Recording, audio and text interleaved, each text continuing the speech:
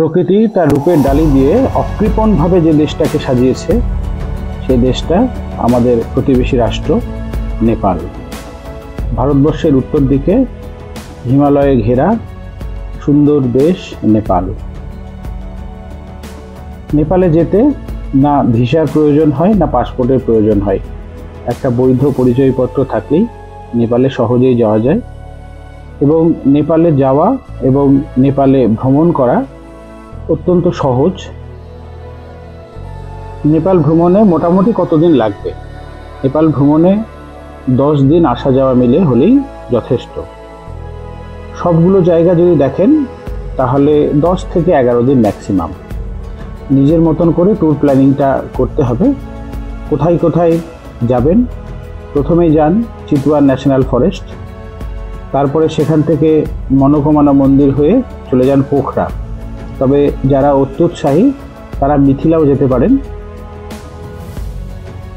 গৌতম বুদ্ধের জন্মস্থান লুম্বিনী, এটাও নেপালে অবস্থিত, এখানেও যেতে পারেন। আর নেপালের সবচেয়ে সুন্দর জায়গা হচ্ছে পোখরা। পোখরাতে ফেওয়া লেক, অন্নপূর্ণার ওপরে সূর্যোদয় সারাঙ্কোর থেকে, সেটা আপনার জীবনের সর্বশ্রেষ্ঠ অভিজ্ঞতা হতে পারে। এছাড়াও পোখরাতে আরও অনেকগুলো দেখার জায়গা আছে। মহাদেবের temple, peace pagoda, Gupteshwar cave, Davis Falls, এরকম অনেকগুলো জায়গা পোখরাতে আছে। এখন আমরা চিতওয়ার ন্যাশনাল পার্কের ভেতরটা বিকেলবেলায় দেখতে এসেছি। আজকে দুপুরবেলায় আমরা এসেছি। আমরা যে হোটেলে আছি সেখান থেকে কাছেই। পরের দিন সকালে আমরা ফরেস্ট সাফারি করব, জিপ সাফারি করব। এই হচ্ছে জিপ সাফারি করার কোর এরিয়া। অসাধারণ সুন্দর জঙ্গল। কপাল ভালো থাকলে গন্ডার, হরিণ, কুমির, ময়ূর এবং আরও হাতি এবং আরও অন্যান্য পশু দেখতে পারে।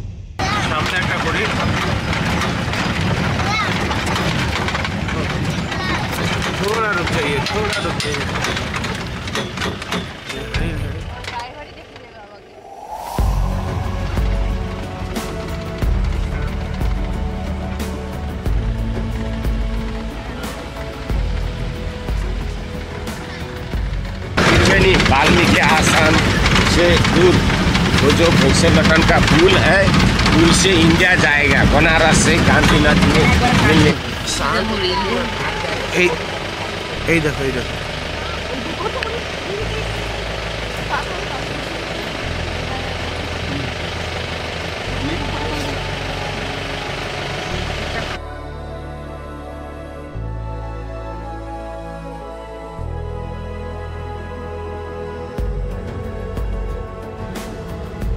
সকালে জিপ সাফারি সেরে এখন আমাদের গন্তব্যস্থল পোখরা।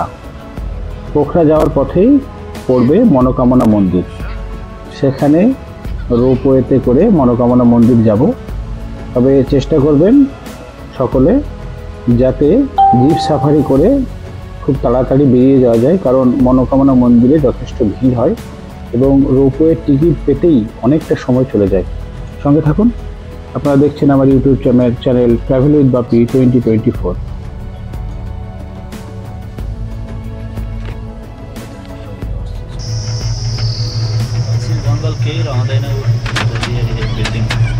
রোপওয়ে থেকে নেমে বেশ খানিকটা হেঁটে মনোকামনা মন্দির পৌঁছতে হয়।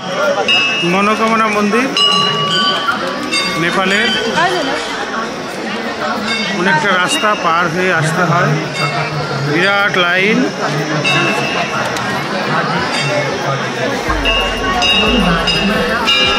কেবল কারে করে আসতে দিলাম।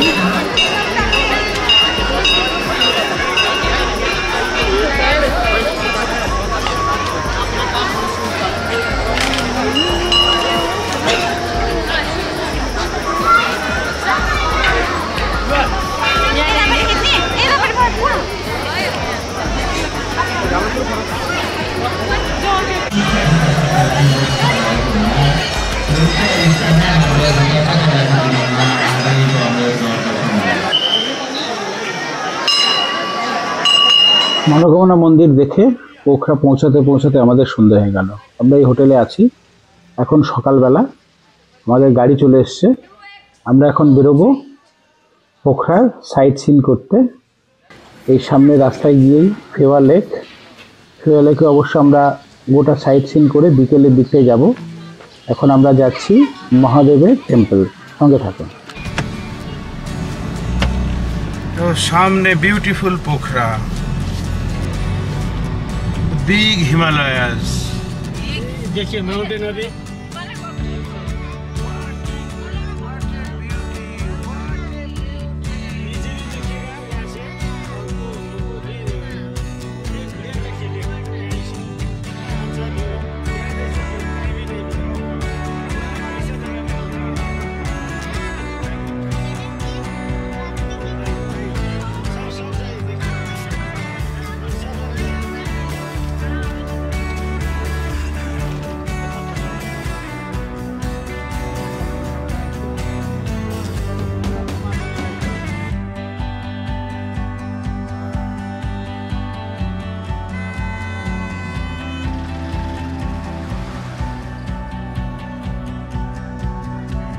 আমাদের শুধু অবাক হওয়ার পালা।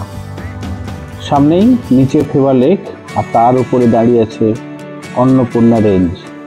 আর অন্নপূর্ণা রেঞ্জের ঠিক মাঝখানে মাছেপচ্ছারে বা ফিশ টেল, পোখরাতে যে পাহাড়টা, যে পর্বত শৃঙ্গটা সবচেয়ে সুন্দর লাগে।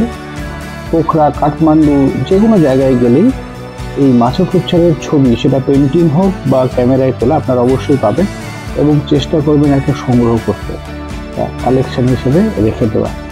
অসাধারণ অসাধারণ। সামনে ফেওয়া লেক, তার উপরেই এই পাশে হচ্ছে পোখরা সিটি। আমরা একটু অনেকটা উপরে উঠে এসেছি, আর তার উপরেই হচ্ছে দাঁড়িয়ে আছে মাথা উঁচু করে অন্নপূর্ণা রেঞ্জ। বিস্তীর্ণ রেঞ্জ দেখা যাচ্ছে, দারুণ। মহাদেবের মন্দির।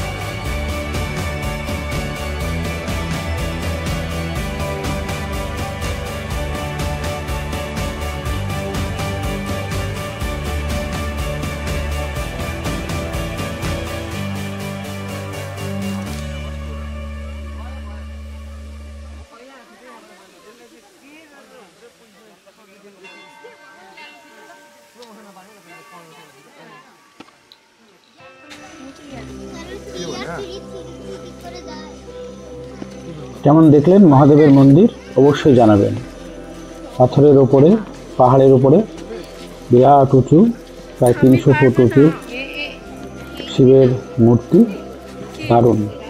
এবার আমরা যেখানে যাচ্ছি সেটা হচ্ছে পিস পাগোডা। এই যে সামনে পিস পাগোডা দেখা যাচ্ছে, এই রাস্তাটা আমরা হেঁটেই যাব। ছোট্ট একটা ট্রেকিংয়ের মতন পথ, সঙ্গে থাকুন আপনারা। আর কমেন্ট বক্সে জানাতে ভুলবেন না কেমন লাগছে আপনাদের। আর যারা এখনও সাবস্ক্রাইব করেননি, অবশ্যই চ্যানেলটা সাবস্ক্রাইব করে রাখবেন। আর ভালো লাগলে লাইক করবেন, শেয়ার করবেন বন্ধুবান্ধবদের, যাতে সকলেই দেখার সুযোগ পায়।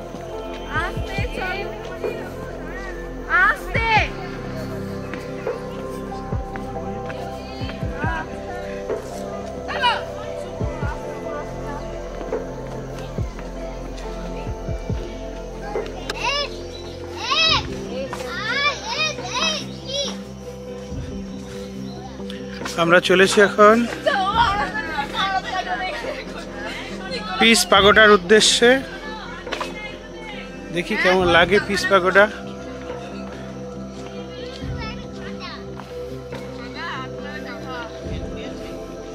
জঙ্গলের ভেতর দিয়ে যাচ্ছি, একদম নিঝুম।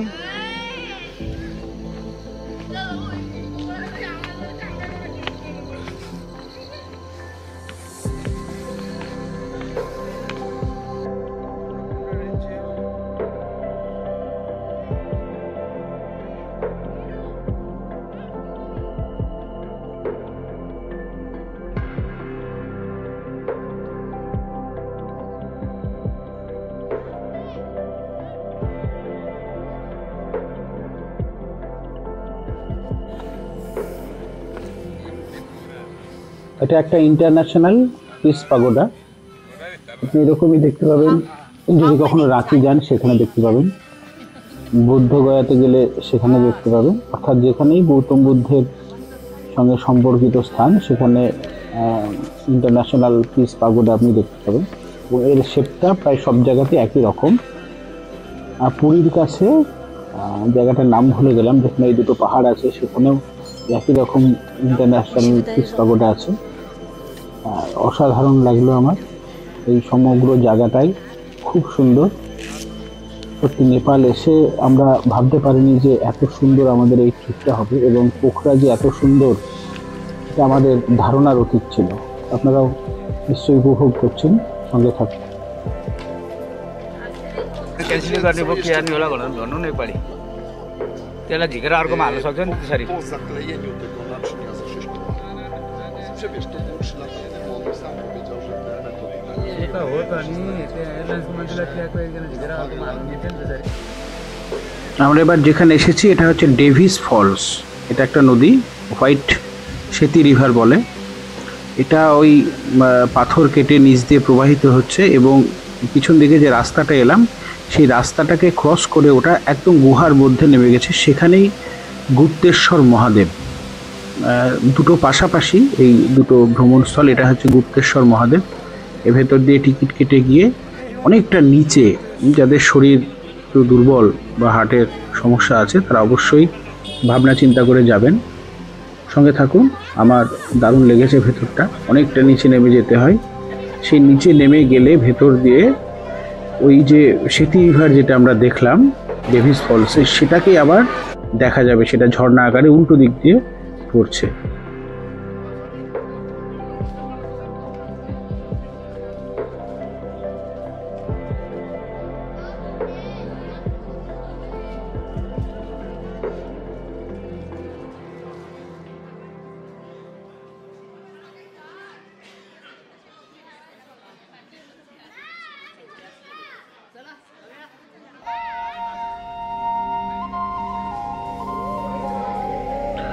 একের পর এক সিঁড়ি ভেঙে নামতে হয়, বেশ অনেকগুলো সিঁড়ি ভেঙে নামতে হয়।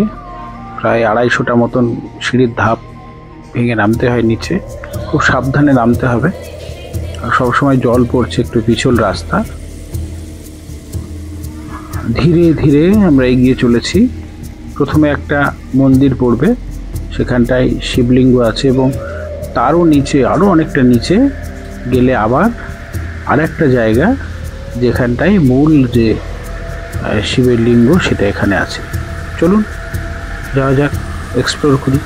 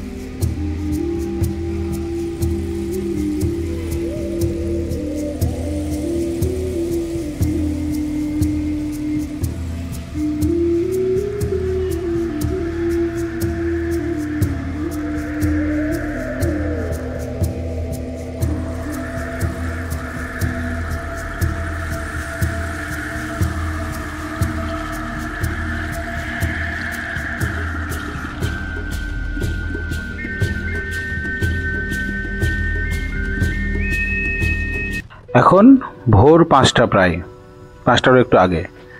আমরা এখন চলেছি আমাদের সবচেয়ে রোমাঞ্চকর যে যাত্রা, সেখানে আমরা চলেছি সারাংকোটে সূর্যোদয় দেখব বলে। পৌঁছে গেছি সারাংকোট। সারাংকোটে এসে ভিউ পয়েন্ট বেশ খানিকটা উপরে উঠে এসে আমরা দাঁড়িয়েছি। এখানটা একটা উঁচু জায়গা করা আছে, সেখান থেকে গোটা পোখরা শহর, দূরে অন্নপূর্ণা রেঞ্জ, সূর্যোদয়, মাছে পুচ্ছারে সব কিছু দেখা যায়। এবং এই যে মাছে পুচ্ছারে, এদিকে অন্নপূর্ণা, অন্নপূর্ণা 1, 2, 3, 4 অনেকগুলো পিক অন্নপূর্ণার। অসাধারণ লাগছে। কেবল সূর্য এখন ওঠেনি, কিন্তু আকাশে যে সূর্যের রক্তিম আভা ছেয়ে গেছে, তাতেই অন্নপূর্ণার রং কেবল সাদা থেকে আস্তে আস্তে একটু একটু করে লাল হচ্ছে। কথা না বাড়িয়ে চলুন উপভোগ করি এই মুহূর্তটা, সঙ্গে থাকুন।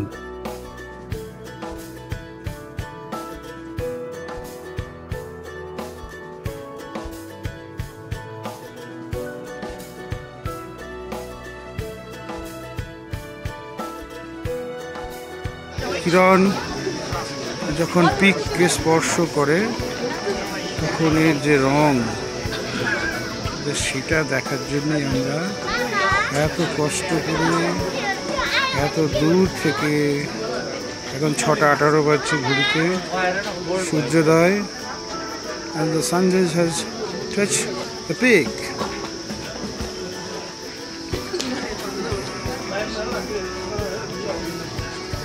And it's changing its color.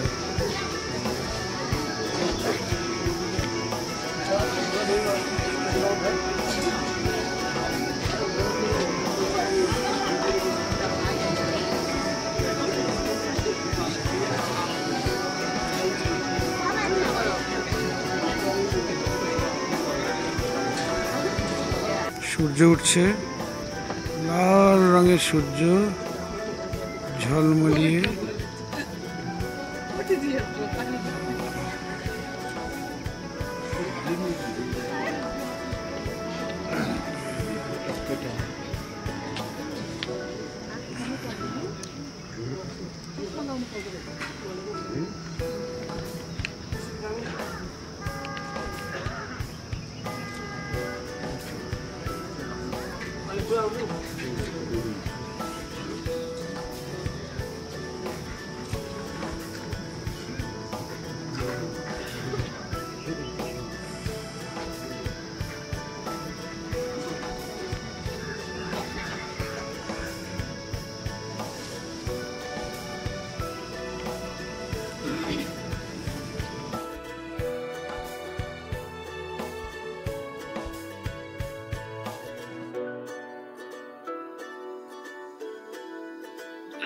এখান থেকে আমরা আজকে যাব পোখরারি বিন্দুবাসিনী মন্দির। চ্যানেলে আমার সমস্ত ভিডিও আলাদা আলাদা করে আছে, কিন্তু এখানে সবটা দেখাতে পাচ্ছি না। মাইক্রো SD কার্ড খানিকটা করাপ্ট হয়ে গেছিলো। পরের দিন আমাদের গন্তব্যস্থল ছিল নাগারকোট। কাঠমান্ডু থেকে আরও 40 কিলোমিটার উত্তরে নাগারকোট। অসাধারণ প্রাকৃতিক সৌন্দর্যের জায়গা। চ্যানেলে ভিডিও আছে, লিঙ্ক দেওয়া থাকবে, অবশ্যই দেখবেন। নাগারকোট থেকে সকালবেলায় আমরা সূর্যোদয় দেখে বেরিয়ে এসেছি কাঠমান্ডু শহরের উদ্দেশ্যে। পথেই নেপালের পুরনো রাজধানী ভক্তপুর। সে ভক্তপুর ঐতিহাসিক জায়গা, অবশ্যই টিকিট কেটে ভেতরটা দেখবেন। অসাধারণ প্যাগোডা এবং মল্ল রাজাদের যে ঐতিহাসিক রাজধানী, তার নিদর্শন এই ভক্তপুরে আছে। অবশ্যই ভেতরে দেখবেন, অসাধারণ ভেতরটা। এবং এখানে নেপালের যে শিল্পশৈলী, সেটাও এখানে এসে দেখতে পারবেন। এখান থেকে আমরা কাঠমান্ডুতে যাব। কাঠমান্ডুতে আজ বিকেলটা হোটেলে ঢুকে বিকেলটা এদিক ওদিক ঘোরাঘুরি করে সকালবেলায় পরের দিন আমরা যাব এই যে পশুপতিনাথ মন্দির। পশুপতিনাথ মন্দির সারা সকালটা কাটিয়ে বাড়ির সকলে পুজো টুজো দেবে, সেসব কাটিয়ে আমাদের পরবর্তী গন্তব্যস্থল হবে কাঠমান্ডুর অন্যান্য জায়গা, যেমন এটা হচ্ছে গুজ্জেশ্বরী মন্দির, কাঠমান্ডুর